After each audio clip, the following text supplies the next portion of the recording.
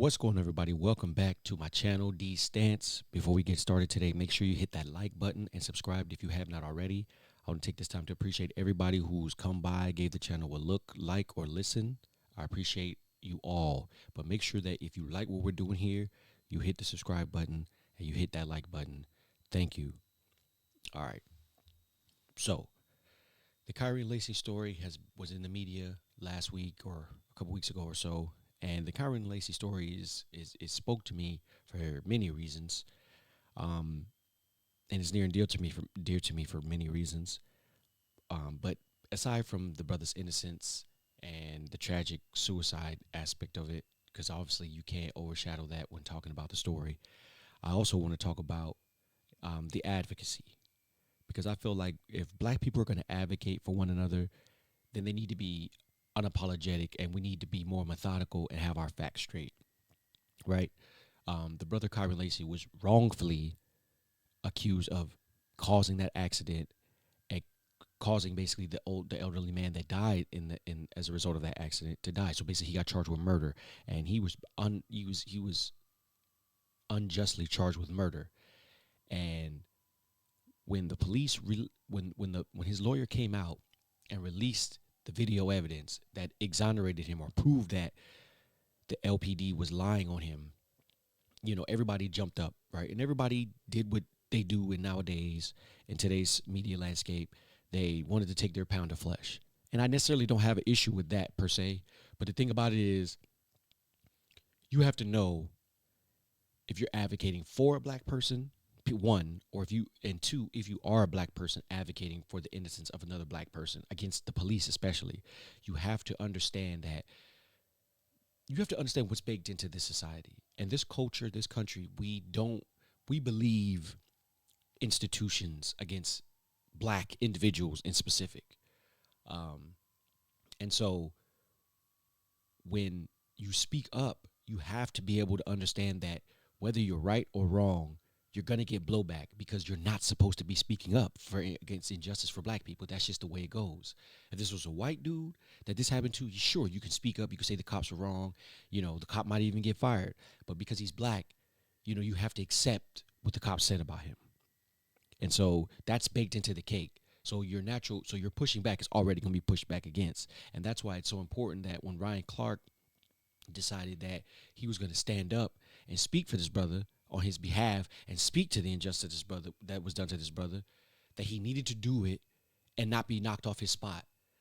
And what's more tragic about this situation, in my opinion, is that when the LPD released their footage, all they did was release the same footage that Kyron Lacey's family's lawyer released, just with a extended footage of him driving in the opposite lane, I think doing like 88 miles per hour, 80 plus miles per hour, which again, I get it. You're trying to show that, hey, we had reason to believe that he did this, but no, you didn't have reason to believe that he did this, because just like you saw that video, just like you saw the accident, just like you saw him driving around the accident, just like you saw everything that happened, you knew he didn't cause the accident. So ultimately, the LPD was just doubling down on their lie. And so because the lawyer came out, released his video, then the LPD doubled down on their lie. Ryan Clark, and not even just Ryan Clark, but I'm going to focus on Ryan Clark because he's a brother, Black man, who he seemingly wants to stand in the gap for Black people and be that lighthouse for justice. He wants to be the foghorn for justice. He wants to speak truth to power. And there's nothing wrong with that. But the thing about it is, Ryan, if you're going to do that, you have to understand that these people don't care about truth, bro. It's not about truth. It's about they wanted to believe what they wanted to believe about Kyron Lacey.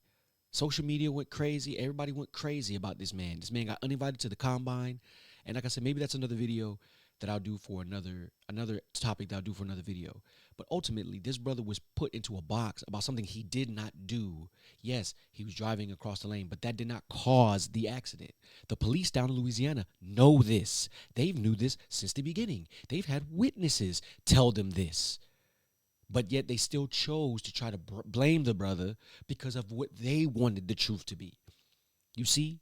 Because they wanted him to be at blame for it, even though the video evidence exonerates him no matter how you slice it and dice it. Like I said, LPD coming out and posting their videos didn't change the material facts on the ground. It did not make what the lawyer showed any less relevant. It just showed, hey, this is our perspective and this is why we said it. But then again, the body cam already proved that there was a black dude that was right behind the accident or in front of the accident. He already proved and stated to the police officers what happened and who was the cause. So again, I'm getting off on a tangent, but I would like Ryan Clark and all those of us who want to speak power, call ourselves speaking power and standing in the gap for black people, to understand that if you're going to do that, you have to understand truth doesn't matter. And that if you know the truth, you need to stand on it, because ultimately, when Ryan Clark backs off, because when black people, when we speak up and we give our voice to something, that gives it legitimacy, that gives it a certain motion to move forward and to become an event, I would say. And so when you back off, it perpetuates, and I'm not saying that we should be thinking, well, actually, we should be thinking with these things in mind. It perpetuates this idea that black people look for racism everywhere and anywhere where it ain't. And there's some black people out there's some white racists out there that believe that, white supremacists out there that believe that black people, man, y'all just always looking for it. Like, yeah, racism exists, but it's never here. It's never over there. Yes, the cops lie, but it's never these cops. And all the time, 100% of the time, you guys are looking for the racism. And in reality, we're not. You think Kyron Lacey was looking for that day? No, he was just trying to get to practice, man. He saw an accident. He kept it pushing. Next thing you know, he's charged with murder. That's how racism works in this society. You don't even know what you did, but they're telling you what you did. And if you try to say you didn't do it, no, we said you did it, so you did it. And at the end of the day, if black people are going to stand up for one another, we have to understand that even the truth tellers are going to get hit with arrows. And that you can't back off. You can't back off. And if you can't handle the load, because Kyron Lacey was carrying a load, and if you're going to defend, and he couldn't carry it, because like I said before, that's a topic for another video, but that's a hell of a situation to be placed in, to where you're being convicted and being called a murderer, and you didn't kill anybody. You didn't do anything, but the whole world wants you to be that. And he couldn't hold that. And if Ryan Clark was going to take up the sword and the mantle and the flag for this brother, he should have held the line. Because all this rah-rah and the cops should be this means nothing if you're going to back off it and apologize because ESPN policy says so, or whoever the hell says you got to apologize. That ain't the way to do it, bro. If you're going to stand up, you have to be inflappable, unshakable, and have your perspectives together, right? I understand, like I said before, the emotional traumas that we have, and that anytime white people stand up, or anybody, like I said, the police in this instance, stand up and say, no, we didn't do that. Our natural inclinations as black people wants to be like, wait, well, maybe the police are right. Maybe we are tripping. Maybe there's something I overlooked. No, there's nothing you overlooked, Ryan. And that's the thing you should have known when you looked at the lawyer video, that video is all, there's nothing the cops could say. Literally nothing. But double down and try to do what they did and say, well, this is what we thought. Bro, there's no way that you released that video, that you released the police officers, and still thought that he did the crime, that he caused that accident, and he did a hit and run. There's no way. You didn't think he did that. You're just saying that he did that because the backlash is on you. And in our society, in America, in the United States of America, people do not want to go against the police. White people don't like the police. However, they understand that the police protect them, quote unquote, protect them from us. So anytime the police say something negative about us, they're going to rock with it. So it's very important for us to understand that if you're going to stand in the gap for the next brother, and call yourself standing up for him, standing up for her, the next black person, and you're going to speak truth to power, and you don't care whether it be the laws, whether it be the government, whether it be the school board, the school system, whatever it is, you have to understand that these people, these institutions do not care about the truth. They do not care about us. They have implicit biases towards us. That's why we get better. That's why we get worse outcomes when dealing with these people. Had Kyron Lacey been white, and yes, I'm going to take it there, he would not be going through this. Because had he been white, he just would have been another citizen just driving by. But for some reason, the police singled him out. And that's the thing that we need to focus on. Why did they single him out? Why did he become the target? When you watch that whole entire video, you don't see anything that indicates to you that brother should be made a target, a principal target of anything that happened in that accident at all. Yes, he switched lanes. He was trying to pass. There was no passing. People do that every day. I see people do that here in Tallahassee every day. People do it every day all across the country. Switch lanes when they're not supposed to switch lanes, try to pass slower cars. And simply because there's other cars in the other lane way down the road that maybe even be visible doesn't mean that they caused the accident. That accident was caused because the lady that hit the old man was following the man in front of her too close. The brother stopped on his brakes. She didn't stop on her brakes. She swerved, went into the other lane, hit the old white dude. That's what happened. Kyra Lacey happened to have been trying to cross paths, switch lanes and all that, and he saw it, got back in his lane, saw the accident, and drove around. And like I said before, the facts are there. Police are going to lie. We've seen this throughout our times, at least my time, growing up, understanding police brutality, white supremacy, and the like, and beginning to understand that these people are not committed to truth. I remember watching the Eric video and watching it and saying, how did this brother end up dead? He's standing on the sideline, standing on the sidewalk. He has no gun. He has no knife. He's not threatening anybody. He's not threatening himself. He's not threatening anyone. How did he end up dead? And then I have people around me, oh man, we don't see the whole video. We don't know. So I'm saying all that, and I'm going off on that just to show that these people, these white supremacists, people who believe in white supremacy, white supremacists, they don't care about the truth. It's not about the truth. It's about white supremacy. It's about what they said happened. It's about I'm white and I say so. And that white officer, regardless of what the facts on the ground told him, regardless of what the science of the woman's vehicle that caused the accident says, Kyra Lacey was guilty. And that's what makes it so important, especially if you're on a platform like ESPN, especially if you want to undertake the burden, and it is a burden, but it's one that we should shoulder proudly, of speaking and standing in the gap for black people when they've been done injustice. You have to understand that you're going to take arrows. And if you can't take that, if you can't take the police possibly releasing evidence that doesn't necessarily exonerate them, but doubles down, and if you don't understand that the Pat McAfees and the others of the world are going to, hey, man, we got to back off. This is a sad situation. Hey, guys, even though there was no new material evidence released, none. They tried to show you their perspective. Their perspective was wrong, and they had people on the ground telling them they were wrong. They tried to railroad that brother.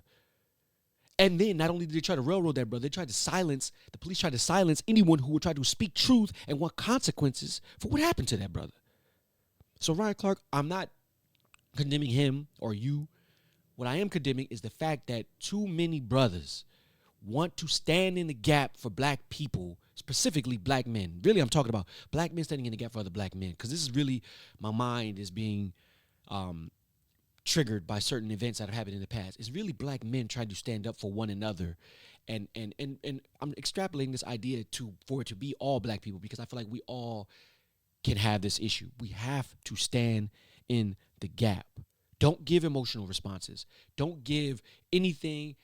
If you're feeling emotions about an issue, take time, especially if you're on ESPN platform, especially if you have a major platform. Take your time, gather your facts, and make sure that when you step up, you can step up and swing your truth like a hammer. Because when it comes down, you're going to have to swing it again. And when they try to rebut you, you're going to have to swing it again. You're going to have to keep swinging it, because at the end of the day, we have to stand on the truth. These people don't care about the truth. And it looks bad. It makes our position look weak when we try to speak up. And then when somebody stands and gives us a slight pushback. And like I said, I don't even know if the police really even push back. I think they just were trying to say, hey, this is our perspective on what we saw. They weren't even trying to push back. And yes, that cop still deserves to be punished, because regardless of if there's evidence that shows Kyra Lacey was speeding in another lane trying to pass before the accident, like I said, way before the accident, it doesn't account for the police officer who was told what happened, was told what vehicle caused the accident, was told the events, and still decided to push a false report.